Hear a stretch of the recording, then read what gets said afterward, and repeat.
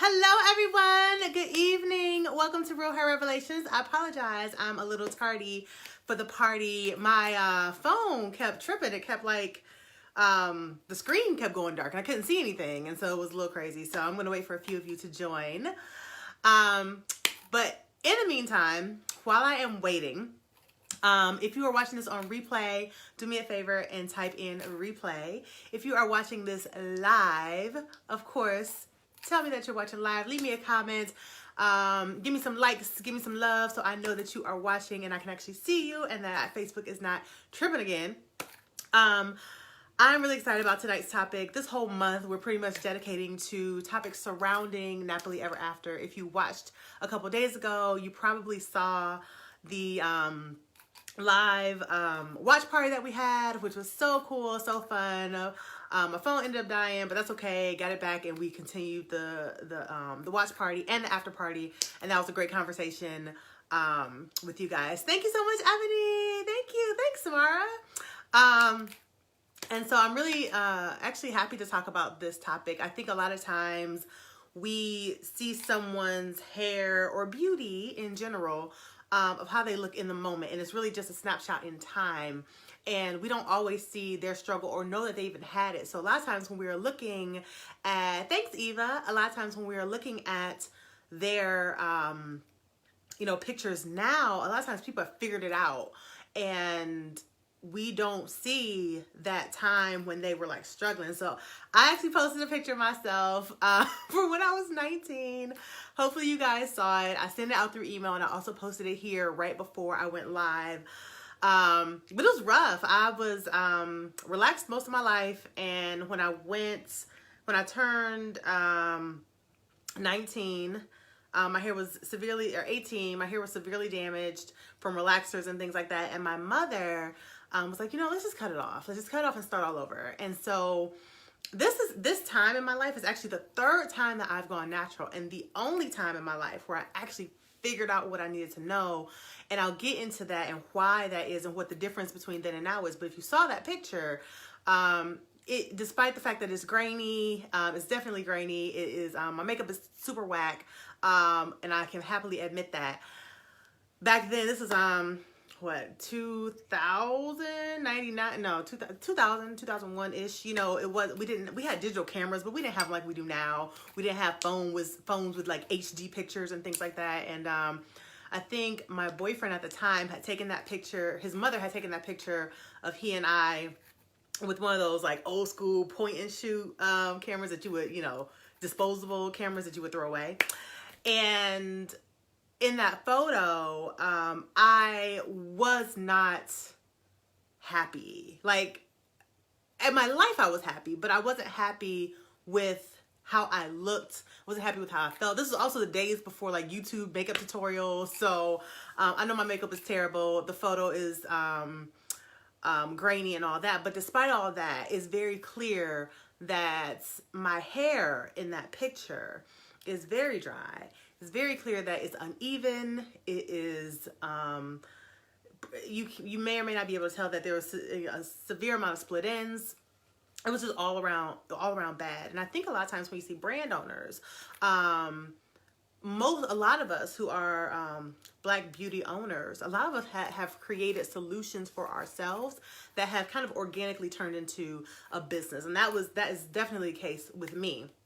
But from the time that I first got a relaxer, which is when I was in the 3rd grade, until I'm going to say I was pregnant with my son, which was 8 years ago, I hated my hair the whole entire time. I kept trying to figure out what to do with it, how to create versatility for it, and I could just not get it together. And so I show that picture to say, like, I am not the person who had the whole hair thing figured out. I am not the person who had those glorious long flowing hair all my life. I was not the person who everybody wanted to play in my hair. That wasn't me. It took time and effort and energy and learning, just like a lot of you are having to learn your hair and figure it out. And it took time. Again, the first time I tried to go natural, I was 19 in that picture. Second time, I was about 24.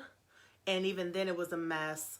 And again, it wasn't until I was 28, 29-ish that it's 27, between 27 and 28, that it actually came together for me. And that was me learning ingredients, me learning why our hair doesn't do certain things, why it does do certain things.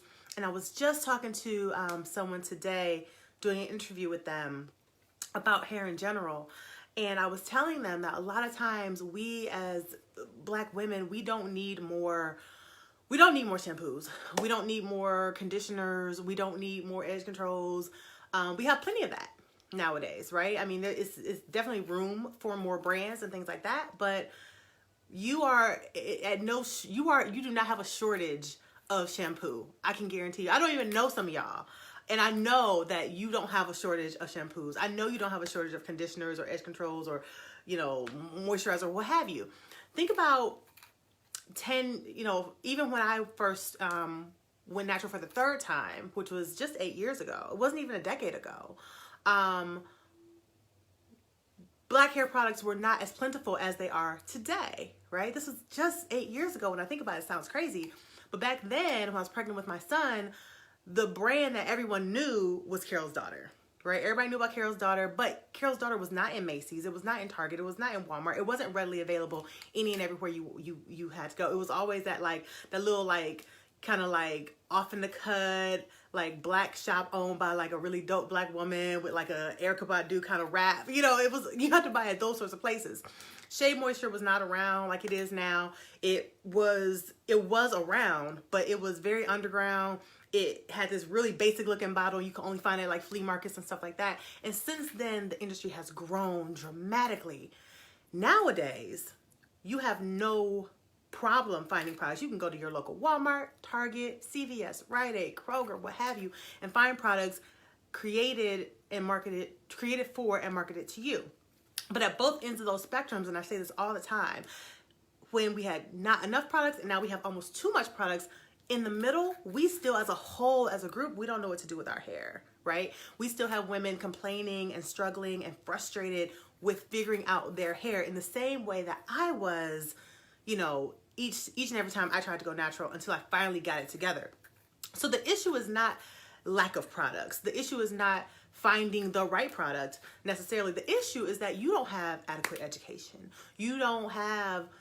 That's never taught to you, right? It's you're just out here figuring out on your own. And when you do try to figure out on your own, the problem is that most of the information is conflicting.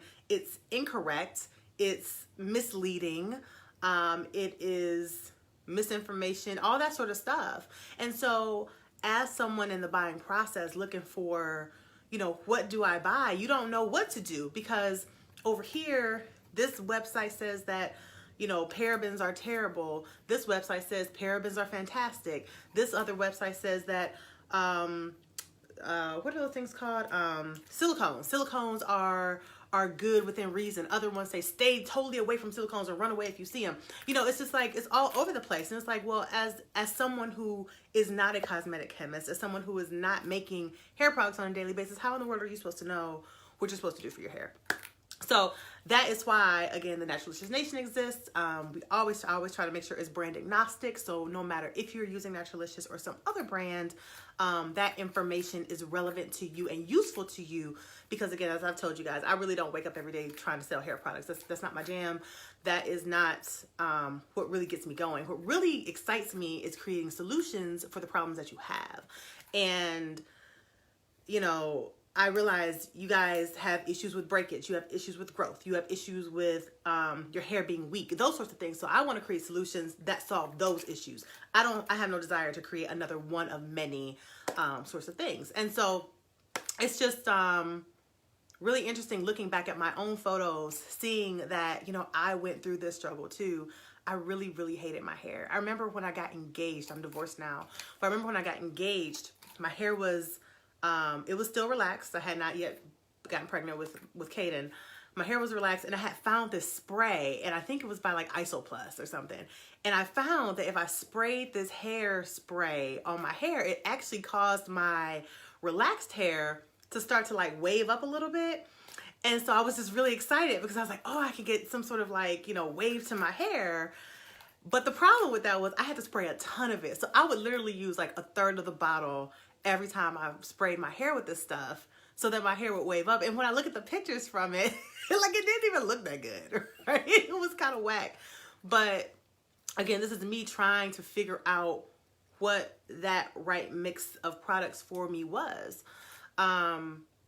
As I was mentioning before, which I didn't continue that thought, I was talking to someone today and we were talking about, you know, the fact that so many of you guys are, and just women in general, Black women in general, are challenged with finding the right products for you, finding the right mix. So the beauty and the challenge of being natural is that all of our hair is different. That's the beauty of it, right? So I can have my hair texture, Danita can have the exact same hair texture, but two products or one product may not work for both of us, for example, right? And that's the challenge of it. So the beauty is that we're all unique, we're all different. The challenge is that we are all unique and we're all different, and we can't always use the same things. But again, part of that issue is that none of us are really educated properly on what to do for our hair. Not only are we not educated properly, when we are educated, we are not taught the why, right? The why of things. So a lot of us, we know to stay away from things like sulfates. Great, stay away from sulfates. But why are we staying away from sulfates? Do you really know? Some of us do, most of us don't. We just know that our favorite blogger or someone told us to stay away from sulfates. A lot of us know, a lot of us have heard that silicones are bad. Some of us have heard that silicones are good. Some have heard that silicones are good within reason. But do you know why they're good, bad, or indifferent? You know, that's once you understand the why, then you can make better educated decisions for your hair. For example, the reason that sulfates are bad is not just because it's a sulfate, you stay away from it for the fact that this is sulfate. The problem with sulfates is that sulfates are nothing more than an aesthetic property that creates suds in products, any kind of product, whether it's a shampoo, whether it's laundry detergent, whether it is a dish detergent, it creates suds. So for those of us who have naturally dry hair, it actually strips the oils that are in our hair, and we have very little oils to begin with. So it strips it strips that little bit of oil from our hair. That's why we need to stay away from sulfates. We're not staying away from sulfates just for the sake of it, right? And then when you understand that, then you can start to understand why our hair is dry in the first place. Our hair is dry as opposed to other cultures because we all secrete something called sebum. If you have oily skin or know someone with oily skin, if you know me, I have oily skin, right? Sometimes those of us with oily skin, we secrete little beads of oils around our T-zones in the summertime when it gets hot. That is called sebum. That same sebum is secreted on our scalps. And when it secretes on our scalps, everybody secretes sebum, right? When it's secreted on our scalps, it actually travels down the hair shaft. Well, for people who have naturally straight hair, they tend to have really oily hair. And the reason for that is the sebum secretes and it travels down the hair shaft and then it dries up when it gets to the end. They're actually trying to get rid of the oil. They're trying to eliminate the oiliness.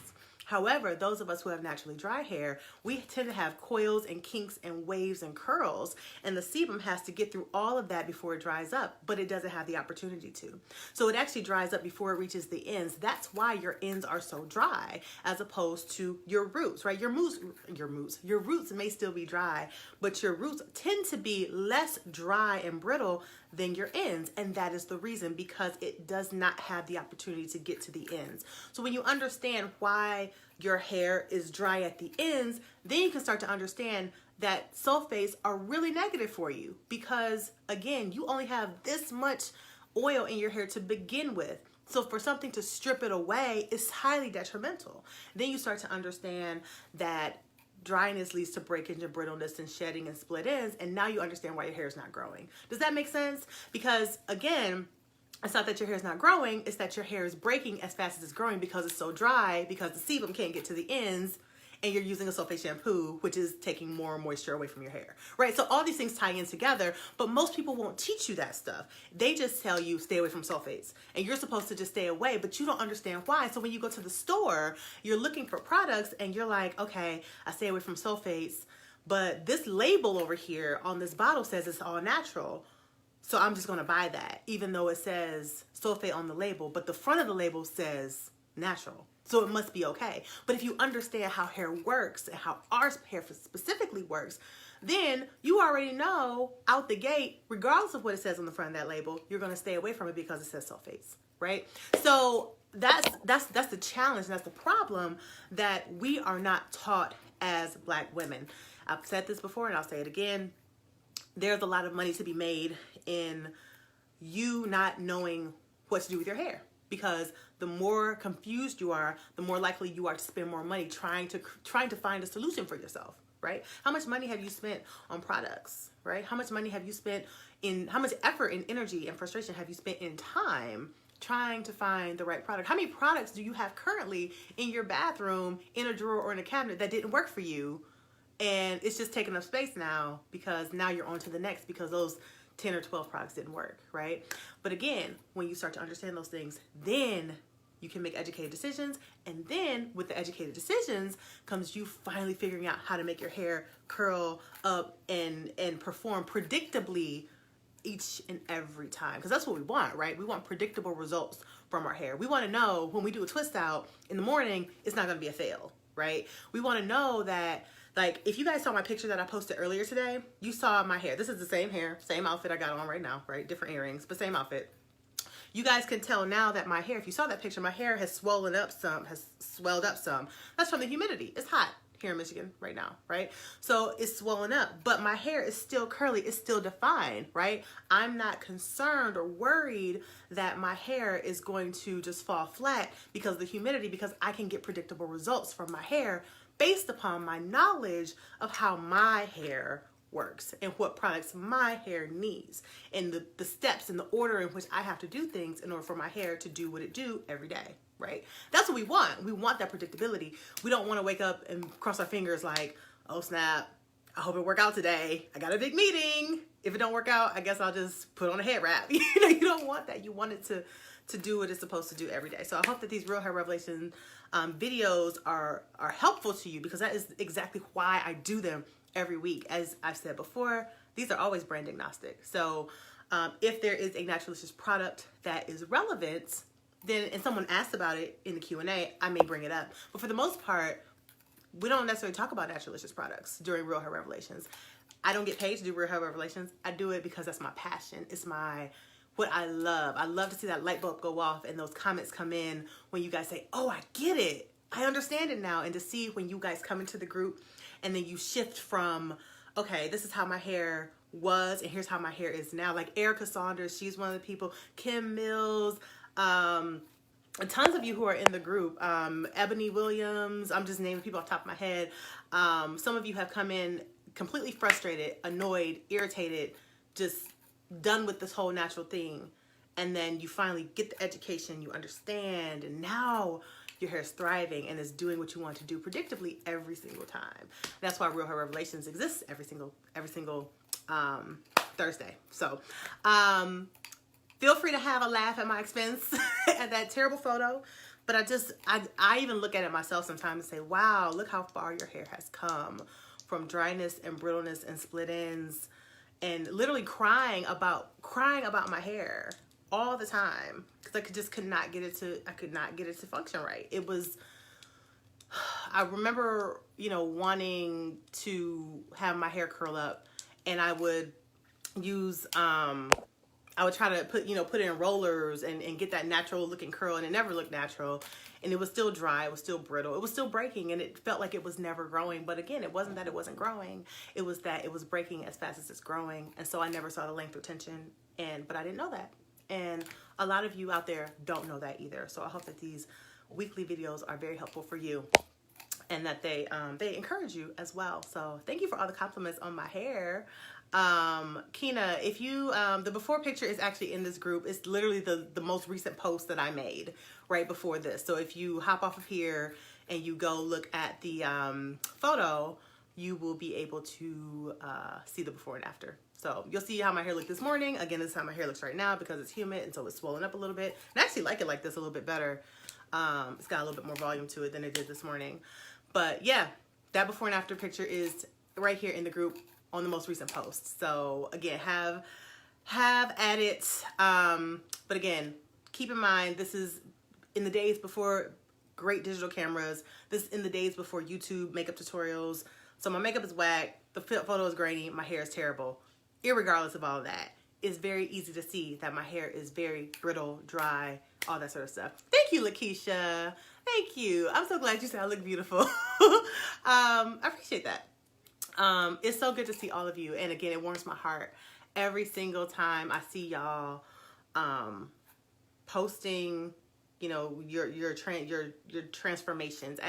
And one thing to remember is that, as Renee said a couple weeks ago when we were on Real Hair Revelations together, she said, product alone will not transform your hair. And that's absolutely true. If you think you're going to go into this natural hair thing and it's going to be like super easy, and if you think natural means not having to do a lot to your hair, you are sorely mistaken. It's going to take just as much work, if not more, than it did when you were relaxed. I personally, my routine personally is I usually retwist my hair at night. Almost every night. Lately. I didn't used to, but more recently, I've been retwisting my hair every night. That doesn't mean I have time to. I do sometimes retwist my hair in bigger twists to save me time.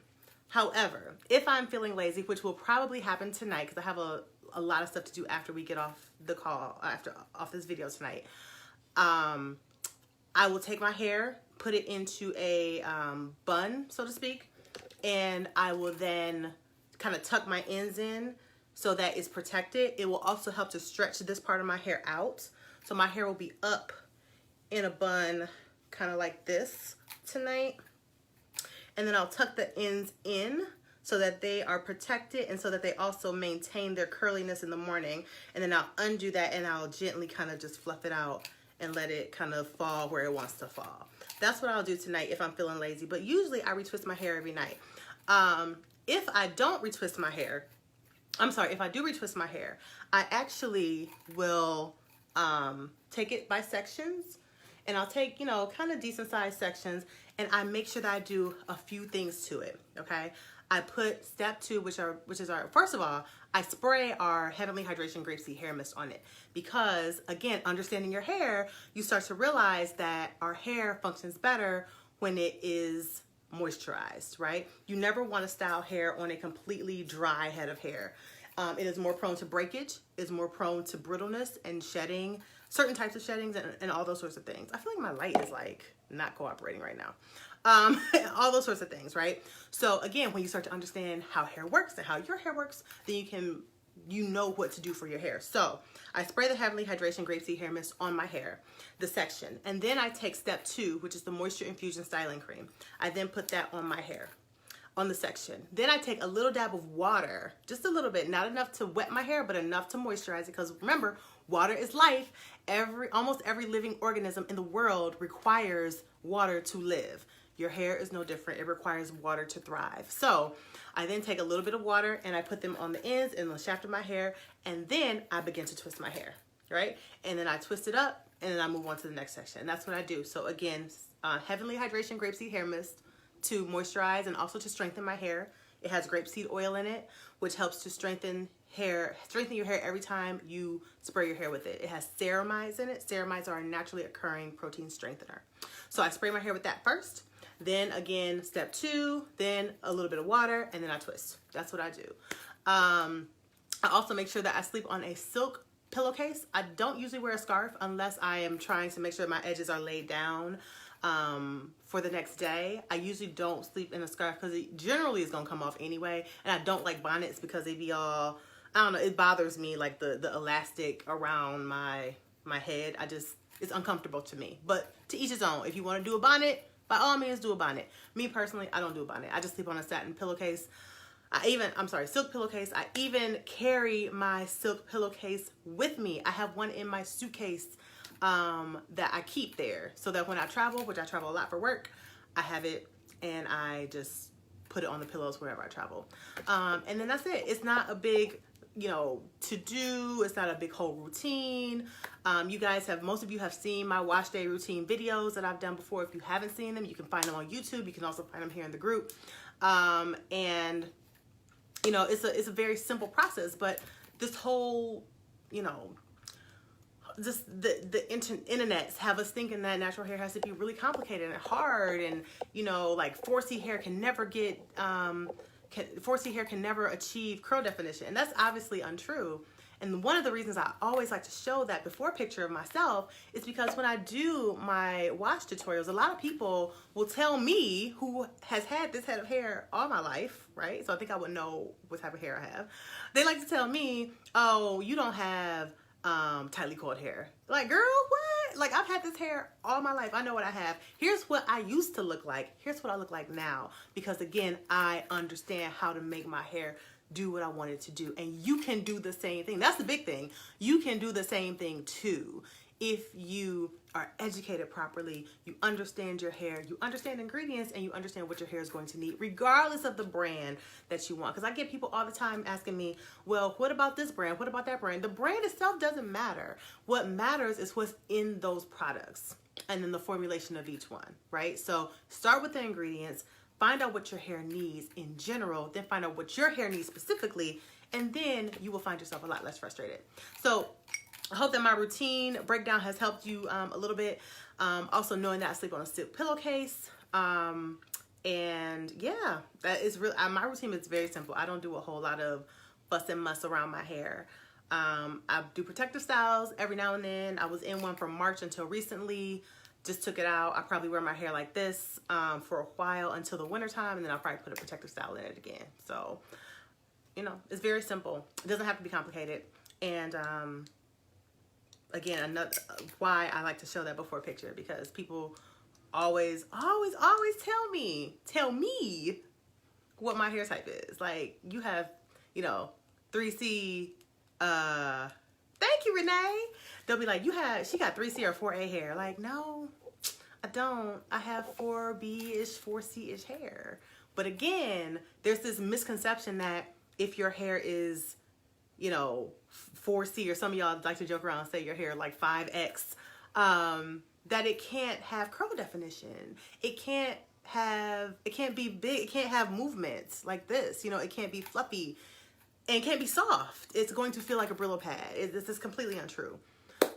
So again, I hope RHR consistently every single week helps you guys, and that you don't fall into the ruts when you do see someone coming out with a product that's supposed to be this miracle product. I remember a couple years, and I gotta go pretty soon, but I remember a couple years ago there was this product that came out, and they were promising that you could straighten your hair. You guys probably remember it. You could straighten your hair without chemicals for up to 2 weeks at a time, and the thing that was straightening it was amino acids. And people were all over this thing.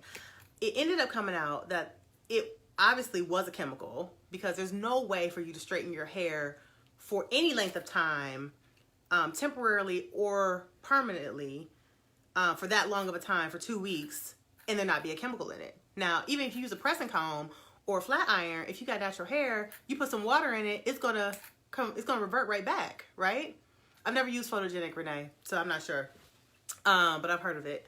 I don't remember the name of it, Lee, but it was by one of those brands that's by like Dark and Lovely, or like one of those types of brands, like that's been kind of around forever.